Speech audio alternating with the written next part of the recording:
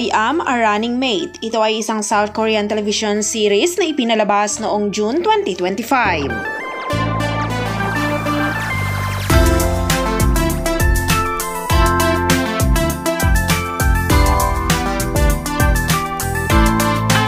A Running Mate ay isang teen political drama na sumusunod sa isang modelong estudyante na naging running mate para sa School Student Council upang mapabuti ang kanyang imahe.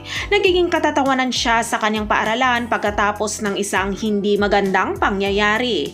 Gayunpaman, biglang umikot ang kanyang buhay nang bigla siyang hinirang bilang kandidato sa pagka-vice-presidente sa halalan ng Student Council. Itinulak sa isang ipo-ipo ng mga estratehiya at kapangyarihang paglaban. Desidido naman siyang bawiin ang kanyang dignidad at agawin ang tagumpay.